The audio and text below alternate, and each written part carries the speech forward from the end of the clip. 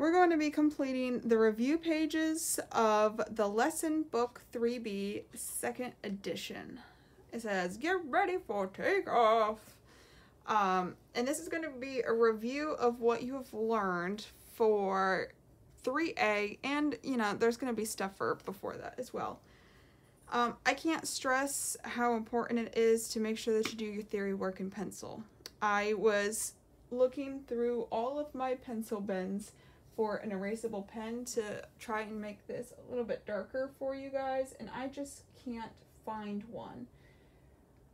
Please make sure that you're doing this in pencil, okay? This is a little bit difficult to see, I apologize. Okay, so section 1 says rhythm. It says define 6/8 time for your teacher.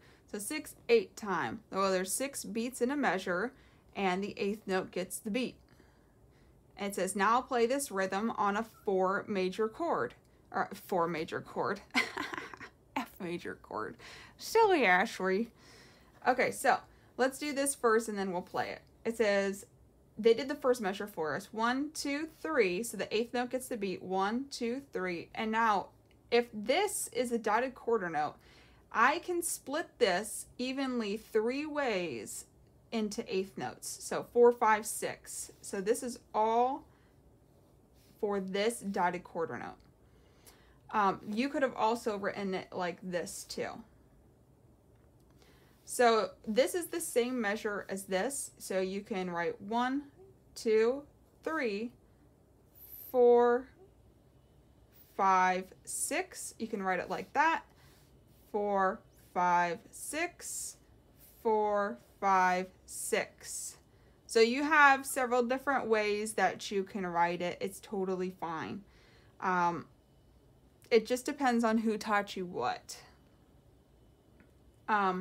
Next measure, if I take a quarter note and I split it in half, that's 2 separate 8th notes. So this is going to be 1, 2. And then I have a single 8th note, so that goes on beat 3. Another quarter note, 4, 5, 6. So I like to use the dashes because it shows me that these 2 beats are connected. When I see these numbers and they're all by themselves, I'm like, well, what is beat 5? What is beat 6? But if they're connected with maybe even a line or maybe even a dash, then I can see, oh, they're all connected to whatever beat 4 was attached to or whatever beat 1 was attached to. I like that. Okay, so now this is a dotted half note. And you can also kind of think of this in 6/8 time that you're doubling everything. So in 4/4 time, a dotted half note is worth 3 beats. So in 6/8 time, we're going to double it. So 3 plus 3 equals 6. So now this is worth 6 beats. So 1, 2, 3, 4, 5, 6. And that is your right hand 6/8 time. So I have the piano all the way up here, and I'll play it for you. So you have 1, 2, 3, 4, 5, 6. 1, 2, 3, 4, 5, 6. 1, 2, 3, 4, 5, 6. 1, 2, 3, 4, 5, 6. Now we're in 4/4 time. Always make sure that you check your time signature. It says define 4/4 time for your teacher. Well, there's 4 beats in every measure, and the quarter note gets the beat. So we're going back to common time or 4/4 time. And we have 1 and a 2, 3 and a 4. But they broke it down for you, even in the quarter note, so that you could see how a quarter note is related to a triplet.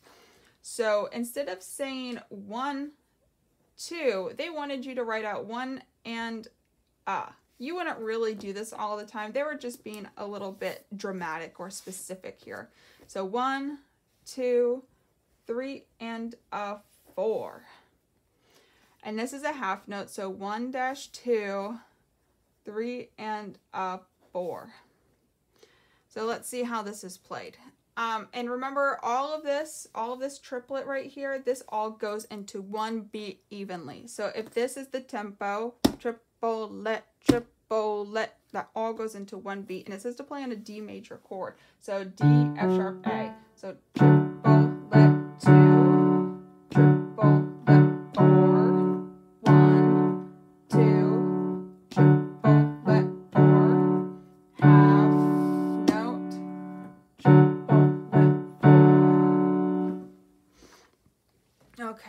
Very nice. You guys are doing so good. It says fill in the blanks. Retardando means to gradually slow down. Please excuse my awful hand writing. The term a tempo. So tempo itself means speed, but with the a in front of it, it means to go back to original speed. Back to OG speed. Back to your original speed. Now we have cut time here. So cut time means blank counts in a measure. So cut time means 2 counts in a measure. The blank receives 1 count. The half note receives 1 count. Reading. Name each interval in the blank. A second, a third, a fourth, a fifth, a sixth, or a seventh. So we're going from an F to a B flat. So you always count the first note. So F, G, A, B flat. 1, 2, 3, 4. That is a fourth. So now we're going from a G to an A. So you could count backwards in your head, but I'm just going to start right here on the A. I'm going to go A, B, C, D, E, F, G. That's a seventh. And now we're going from an A flat to a B flat. So A flat, B flat. That's a second. And now we're in bass clef. So you can go backwards. So you can go E, D, C, B, A backwards, or you can go starting on your lower pitch up. So I'm going to start on the A. A, B, C, D, E. That's a fifth. I'm going to make it easier on myself because it's too early in the morning for this. You know, nah mean. Okay, so D to an F sharp. D, E, F sharp. Oh, I almost wrote F sharp here. Wow. See, and this is exactly why we do things with an eraser. Because we all make mistakes. And we all know Ashley over here makes a lot of mistakes. Okay, so C to an A. C, D, E, F, G, A. And I'm only counting in the sharps or the flats if they have them written in. So if you're like, when do I put in these sharps or flats? Well, only if they have them written in. Okay, so we're at the very bottom. It says write these ledger line notes. And ledger lines are these lines that come off above or below the staff. So they're not the notes written on the staff. They're the notes written like if you run out of staff, like if the note is too high or too low and it can't fit it on. So it says upper ledger lines. That means that we're going to go up here above the staff. Upper ledger lines for an A, a C, and an E. So if we have a hard time counting out these notes, what we can do is we can start from the highest note that we know and we can count out our line notes and our space notes. So I know that this right here, the space right above the staff, I know that this is a G. So if I know one more note up is an A. So this is an A. Okay, so if this is an A, the space above this line note is going to be a B, and that means that this is going to be a C, and this is a line note. Okay, so an E is going to be 2 notes above it. It's going to be a third, because the space note in between is going to be the D. So 1, 2, 3, huzzah! Sloppy handwriting at 9 a.m. Lower ledger lines. So we're going to go below the staff. So we want an A, a C, and an E. Well, let's start with the E first. E is easy. It's just right here. Boop. Okay. Then we have a C. These are all thirds, so I'm going a third down and a third down. So I'm just going to go another ledger line down, make it a C, and another ledger line down, and make it an A. That handwriting is so bad. I'm so sorry, guys. I can do so much better. Maybe if I take another sip of my coffee really fast. Oh yeah, that helped. Okay, theory. Next page. Write the correct letter names. Okay, so it says tonic, dominant, and leading tone. So remember, the tonic is scale degree 1, the dominant is scale degree 5, and the leading tone is scale degree 7. So in the key of G, the tonic, so that means G, A, B, C, D, E, F sharp, G. They want the first note. They want the tonic. So what's the first note in scale of G? That's going to be G.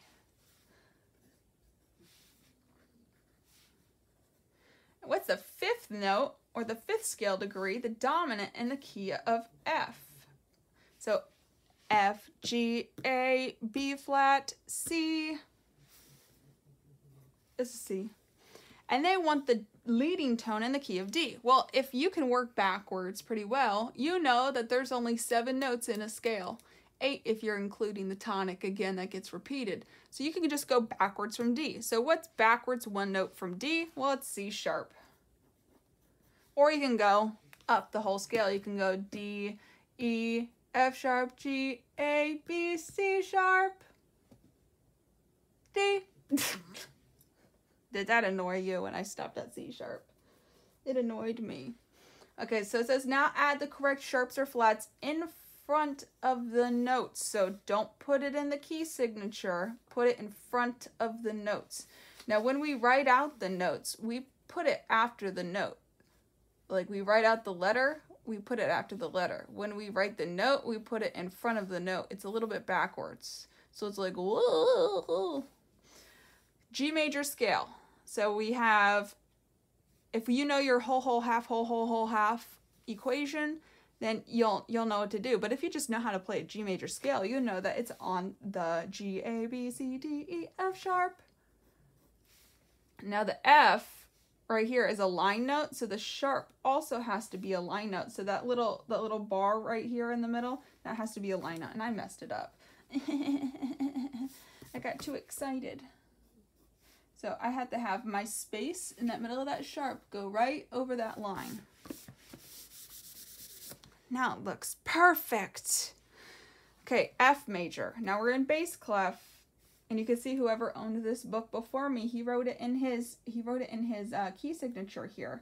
He had to erase all of it, and they went it in front of the notes. So I know that in my F major scale, there's a B flat. So F, G, A, B flat. B flat's a line note here. So the inside of my flat has to go on that line note. Oh, now that looked really nice.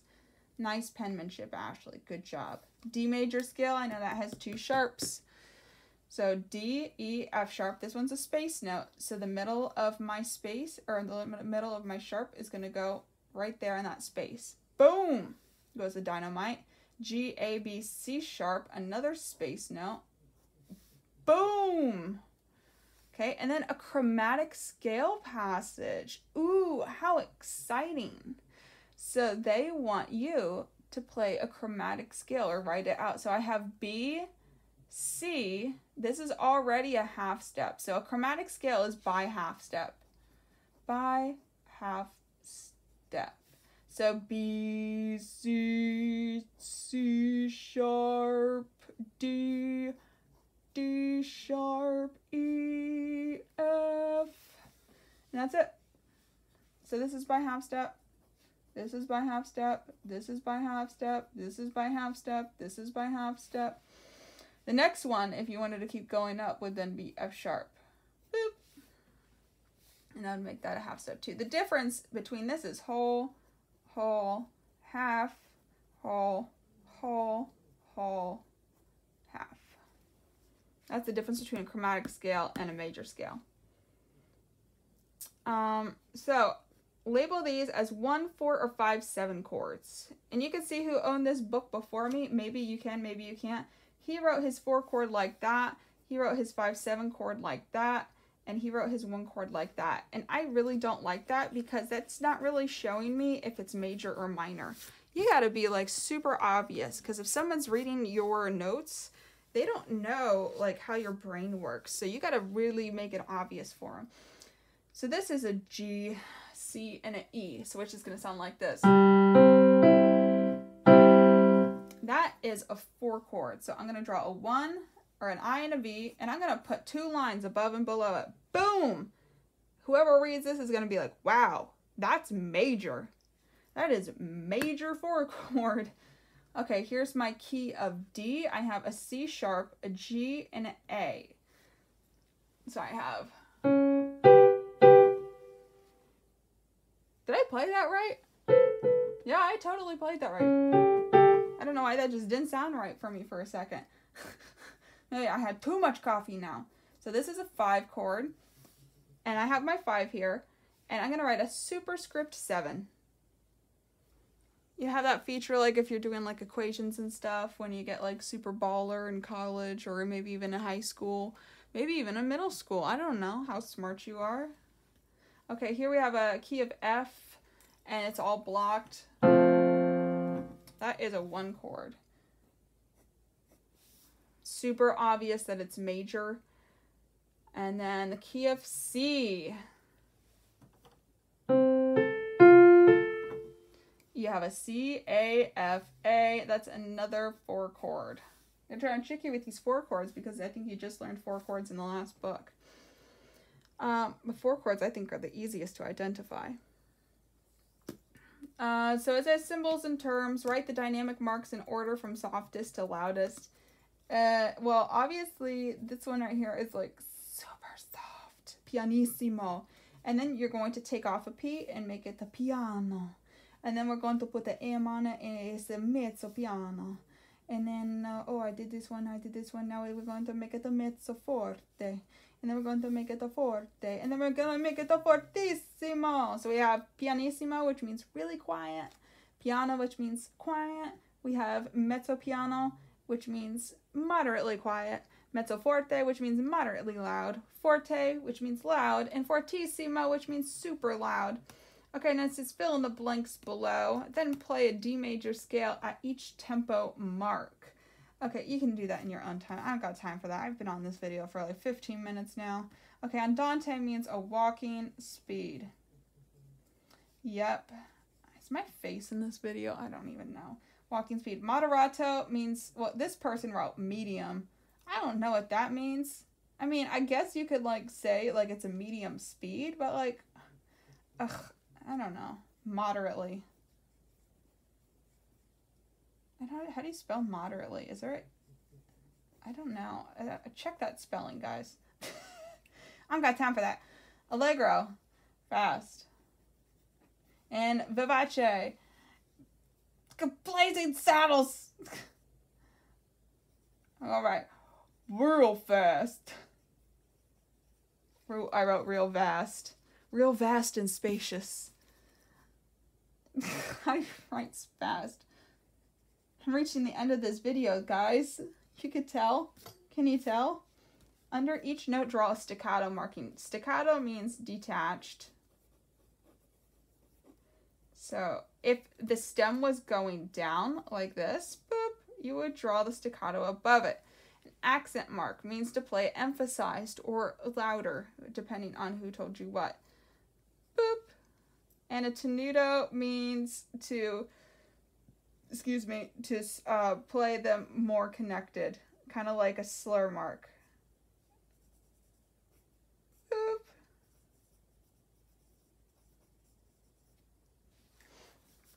Oh my goodness, we finished this. That took a lot longer than I thought it was going to take. Wow.